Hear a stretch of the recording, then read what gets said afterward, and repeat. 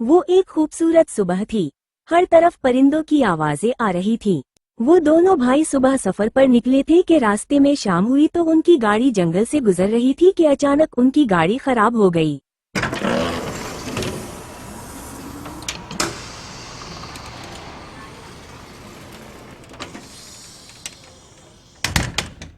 यहाँ इसका दिल खौफ से भर गया। वो सोच रहा था कि अब क्या करे।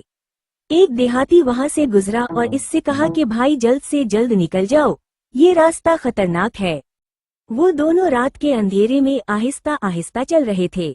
इसने देखा कि हर तरफ से इसके कदमों की आवाज आ रही थी, जैसे कोई उसकी मौजूदगी का एहसास कर रहा हो। इन्हें ये भी लगा कि उन दोनों के अलावा कोई और है।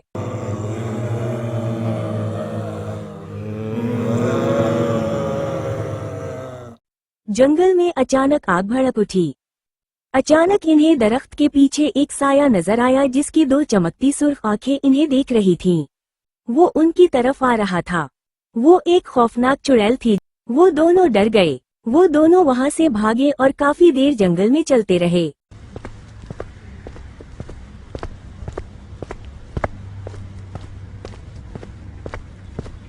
जंगल में हर तरफ अंधेरा था जिसकी वजह से जंगल में रास्ते खौफनाक और वीरान लग रहे थे।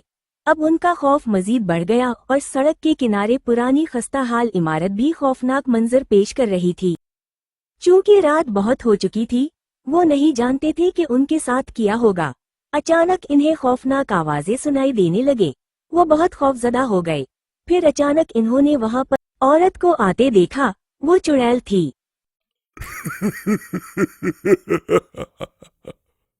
वो दोनों डर गए। ये क्या है भाई?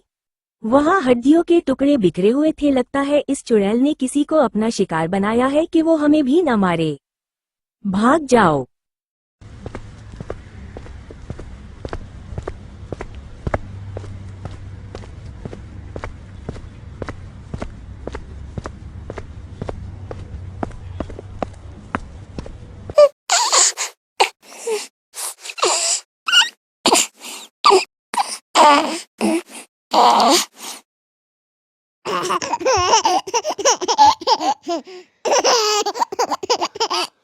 जंगल में चलते चलते दोनों बहुत थक गए। वो एक जगह पहुंचे जहां इन्हें एक जादुई गुड़िया नजर आई।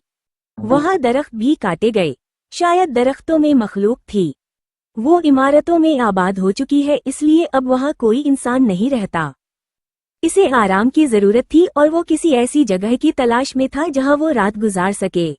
इधर उधर इमारतों को देखने लगा कि कोई वहां रह सकता है या नहीं, लेकिन वो इतना खूबसूरत कमरा देखकर हैरान रह गया जहां हर चीज दस्तयाब थी और दस्तरख्वान पर गरम खाना और पानी भी दस्तयाब था। भाई, लगता है किसी ने हमें दावत दी है। खाना देखकर इसकी भूख भी बढ़ गई। छोटा भाई खाना खाने के बाद में सो गया। बड़े भाई ने देखा कि तेज बारिश भी शुरू हो गई है। वो भी सो गया। जब हम दोनों सुबह उठे, दोनों सड़क पर पड़े थे। ये देखकर दोनों हंसने लगे। लगता है जिस बादशाह की तस्वीर इस कमरे में थी, इसकी रूह ने हमें कमरे से बाहर निकाल दिया।